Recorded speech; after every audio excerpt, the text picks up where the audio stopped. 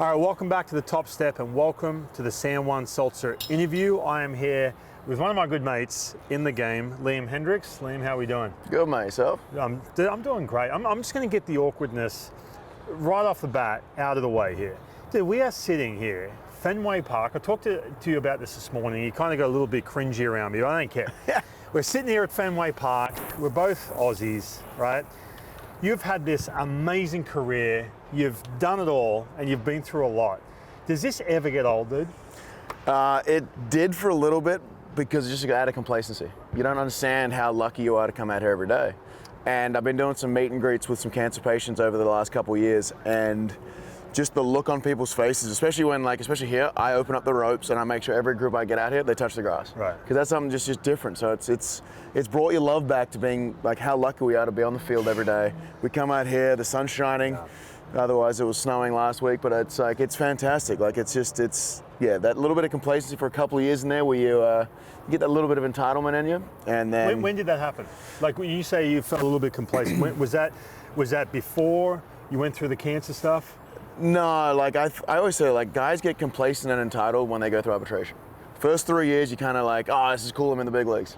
Then you go through those years where you start making a little bit of money, you think you've earned things, you think you deserve things. And then you start getting a little bit into your own head, you start getting a little bit elitist, and then once you get to free agency, it's you understand, you've been through the ringer. It's what I always say, it's like clubbies inside. You can tell what age group people are in by the way they treat clubbies. That's a good way to, there you go, that's a good way to put it.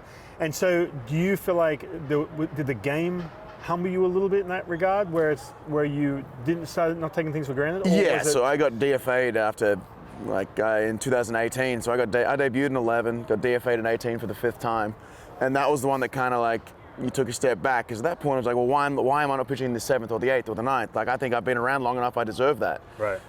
Truth be told, I hadn't pitched well enough to deserve that. I hadn't earned that, right? And so getting sent down and DFA'd and then off the roster and in AAA, and you kind of, I fell back in love with the game. I fell back in love with the fact of, no, I need to make sure I go out and earn the next day, earn every outing, and I've kept that with me ever since.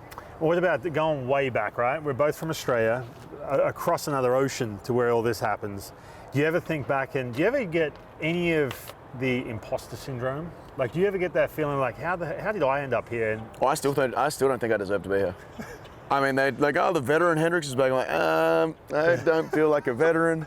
I've been tricking people the entire time. At some point, the other shoe's going to drop, and I'm just going to be, everyone's going to realize who I am. Is that an Australian thing, do you think? A little bit. I think it's just an athlete thing in general. Yeah. And I think guys need to have that. Everyone deals with that, though, right? Yeah, I feel like it's a positive, because if you ever feel like you deserve it, you start generally doing less work. Yeah. You don't put in those little extra bits. For me, I don't go out in long toss. I don't do a flat ground. I'm no, I'll be good tonight. I'll figure it out.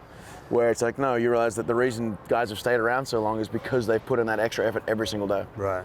Now, the situation you're in now, I got a chance to see you throw a couple times now since we've been sitting here chatting, and you're back. It's been a long road back, and I'm not talking about, we can go back to a situation where you dealt with the non-Hodgkin's lymphoma, stage 4, right? Yep. You had that, which was... Not fun. That was wild. You come back from that, and right after that, blow your arm out. Well, during the rehab process, I blow out, and then I refuse to not come back. Hang on, so let's get this clear. So you knew that you had something... Didn't know that it was gone, but I knew something was wrong because it just hurt every time I did anything. So my first 2 rehabs, so I had my bone marrow biopsy to fully medically clear me, and that was on April 21st. On April 2023. Yeah. On April 23rd, I threw a bullpen. And then straight after that, I was in a live BP. I had sim games in Arizona Complex League. So I had 2 games in there. It was pretty much 6 to 7 every time. Feeling great. Balls coming out good. Get back to Chicago when I was with the White Sox. Get back to Chicago. Day 1, day 2, great. Day 3, something's a little iffy. Yeah, right. And then ever since then, I couldn't get rid of that feeling. So something was gone. But was something iffy before you pitched your first game? Oh yeah, that was before my rehab assignment. So did you feel like there was this, because there's this big build up for you coming back and you've overcome cancer, right? Did you feel not an obligation, but a little bit of pressure to say, I need to get back, or you were just dying to get back? I was dying to get back. It wasn't for anybody else other than myself. Okay. Mentally, I needed to get back, and so luckily I was able to get back.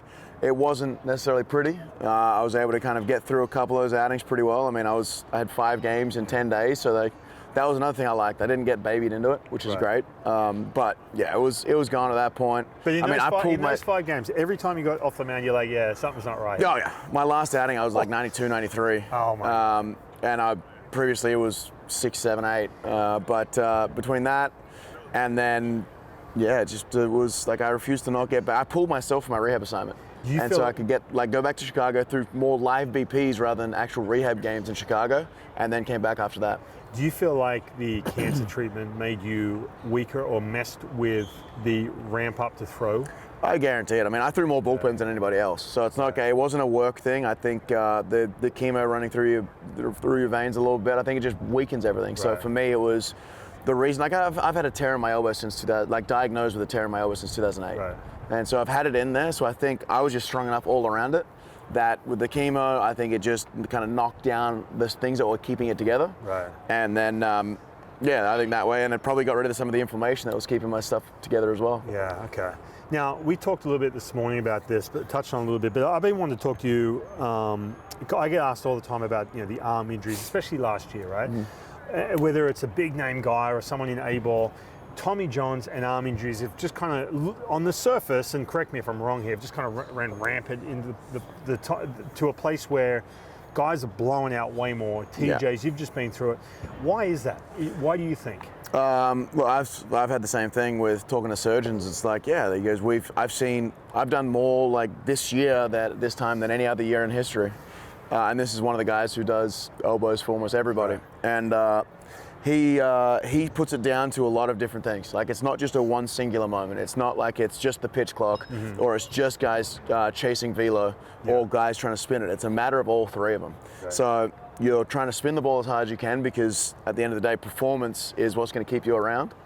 And then it's trying to chase that velo and then not having the recovery time that we used to have in between, whether it just be an extra 2 seconds. Yeah. We had a guy who, when he pitched on 13 seconds in between pitches, was like a good 2 miles an hour harder with better life, better stuff than he was at 10 seconds post pitch. So that 3-second mode of like just changed his entire outing, and it was getting him close to that every single time. That was, and now with the pitch clock, there's no, especially with pitches, we don't get a chance to step off.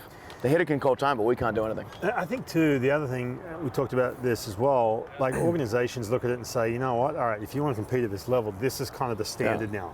So it's like, you just go all in and it's on you. Like in other words, and guys too, players, you look at players and go, you know what, hey, I'm willing to blow out here. If I can hit triple digits and get a chance to pitch in the show, if I'm in AA, yep. What do you think I'm going to do? The guys who can consistently get into 75 games a year, it doesn't matter as much anymore.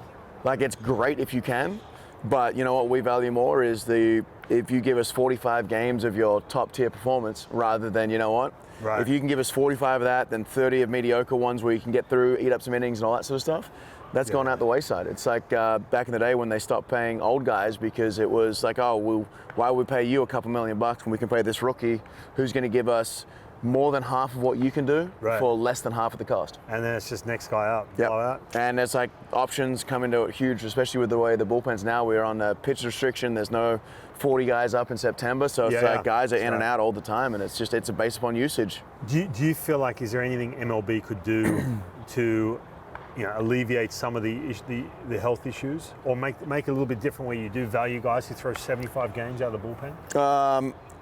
It's hard to say. I think, for me, I think they need to be able to give pitchers a chance to step off per at bat. That's one thing that needs to happen. I think it's just giving us an extra chance to step off, gather ourselves, especially if we've got a 10-pitch at bat. They called time at the start of the at bat. Right.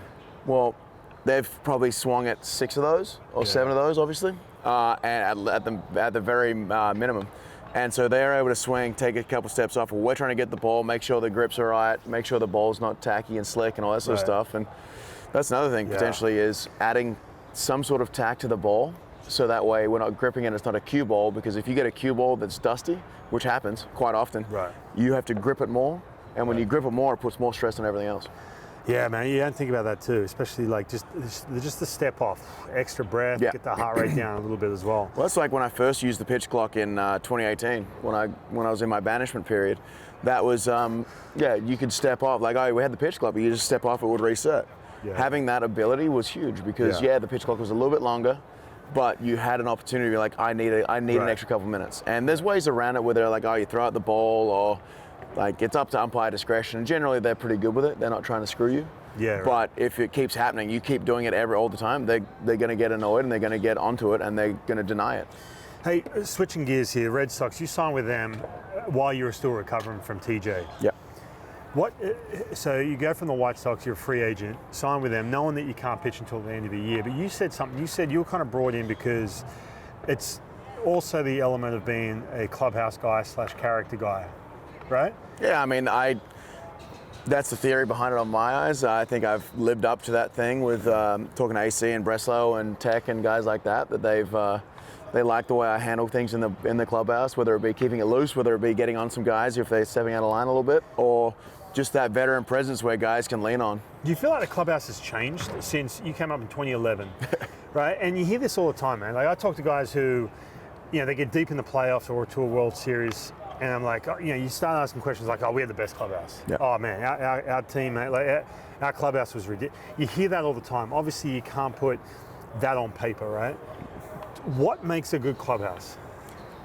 For me, it's the ability for everybody to rag on each other without getting butthurt or offended. Right, okay. So being able to kind of rib guys and then they be able to rib you back, being able to give it and take it and all that sort of stuff, I think that's one big thing that's huge. This clubhouse is fantastic with that. Like, we got a bunch of guys in there that...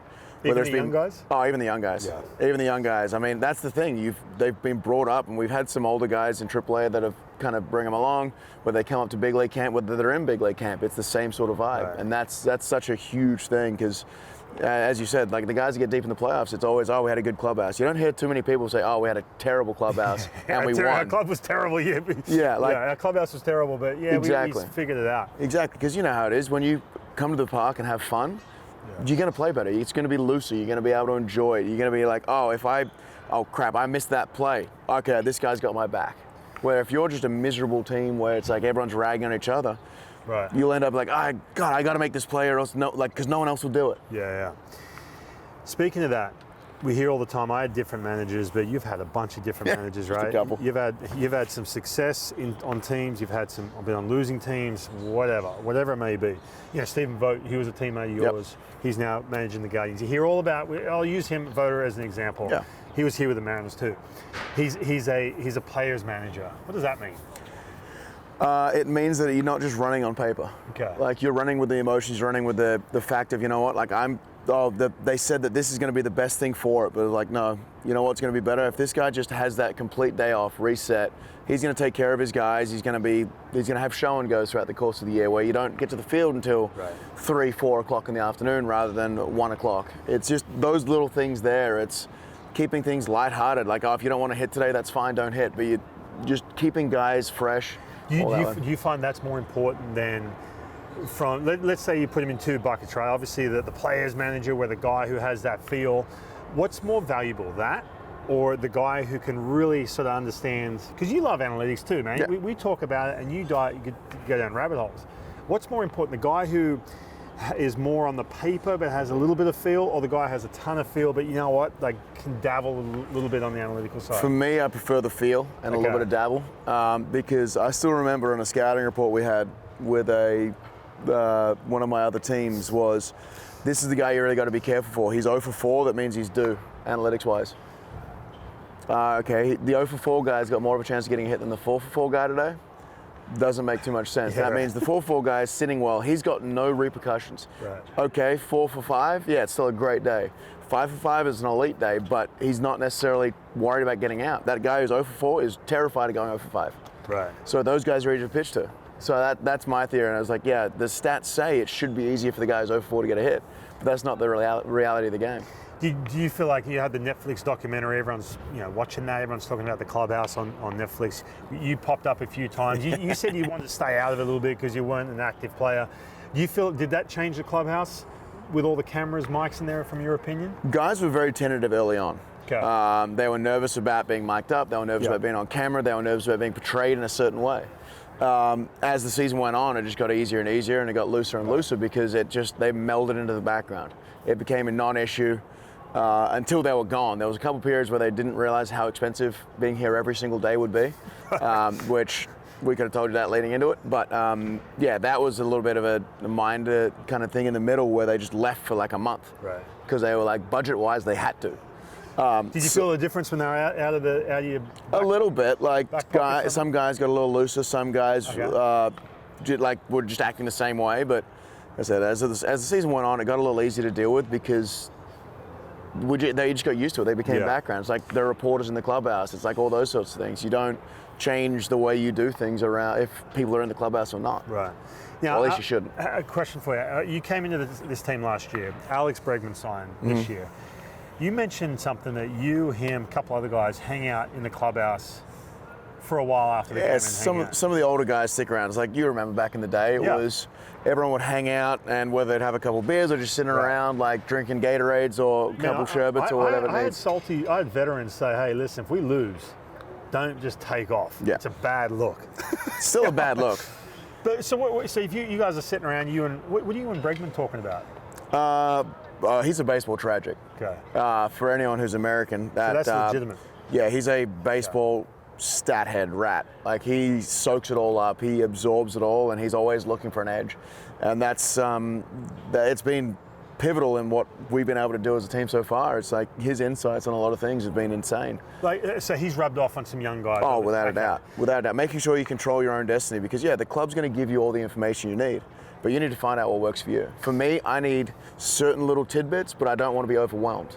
Right. Guys like Bregman, they like to be overwhelmed. They like to know everything. They like to know, okay, what's the percentage of this guy goes? Okay, say he gets a head 0-1 on a fastball, I swing and miss.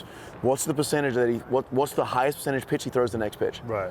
And then he's going to sit dead red on that or go somewhere else. And it's just like the way he is able to kind of retain that information is insane. You know, it's funny because he game one here in Boston, Bryce Miller owned him, by the way. But he'd given up one hit. He was like 1 for 15 coming in one single or something like that. No punch outs though against Bregman. He comes out a couple of hits against him, and I'm in the back of my mind, I'm thinking, I love Bryce. Obviously, Bryce has been on the show, and he's awesome. And he didn't have his best stuff that night, right? Obviously, but I'm sitting there thinking, dude, like you can't get it past Bregman that many times and have that much success against him. Because I've never met him. I'm just saying everything I've heard. It's really hard. I mean, you look at yesterday with the swing and miss on the split finger that he was out in front of and pulled it this way. Yeah. He made that adjustment. The next split he hit ended up being a double down the line. It's just those little intrinsic capabilities that he can do is pretty impressive. All right, now listen, I've kept you for too long. We do have a segment called How to Speak Australian, brought to you by the Kangaroo and Kiwi. Now, I can't quiz you on Australia, right? Unless we do stuff. You can because. Unless, by the way, Liam's from Perth, which is no one cares about Perth on the West Coast. I say that to him every time I see him. Yeah, right? Keep it on the still East Coast. Still stings. But listen, you've given me a little gift here. I don't know if I could smash the whole packet here, but we have got these bad boys right here. They're called Tim Tams. You can get a close-up of those Tim Tams. Yeah. Now, if you've never had a Tim Tam, go do yourself a favour. Where do you get these from? Because how many packets did you get for these guys? Well, one of the clubbies has been bugging me the entire time. So how do you know about them? Because I got a gift package last year and made sure to bring some out. Right. So I brought 16 boxes. I love it. So four boxes of 4 variety packs. So do you eat these anymore? Or are you too athletic? Yeah. I have to eat them here because I'm not allowed them in the house. Because I get chunky. I'm getting homesick. Yeah, I get chunky too. Everyone knows that. But look, I'm going to give a little free advertising for Tim Tams, mate. I'm telling you, rip into these. Anything Arnott's makes is delicious. Yeah, now Arnott's, Aussie brand. I'm sure you can get Arnott's these from shapes. Amazon, and they come in 2 hours, I'm sure. But look, you have to get 15 packs for the whole clubhouse, but just get yourself a pack. Get the dark ones too, the dark chocolate ones. You can find them on Amazon. The caramel ones are they went quickly, the caramel ones. Caramel ones are already gone. I got them yesterday. These are just the old stock standard classics. Oh yeah. But this is How to Speak Australian, brought to you by the Kangaroo and Kiwi. Massive thanks for Liam. We're not quizzing this week. We're just going straight into the Tim Tam. Talking to the first and only ever Australian to play for the Boston Red Sox. How about that? First ever. You feel pretty good about that? Yeah. He had to let me know, Yeah, by the there's way. only 3 clubs that haven't had one so You far. don't think I already knew? Who were the other teams? The Cubs, the Pirates, and technically the Nationals. The Cubs? But like, if you Pirates? count Montreal or, yeah. Well, how about that? All right, this is the Australian edition of the Top Step, the one and only Boston Red Sox, Liam Hendriks from. By the way, I already knew that. It says on the stat sheet anyway. It's all good. I see all that stuff anyway. Liam, it's been fun, mate. Appreciate Always that. good to catch up. Thank you.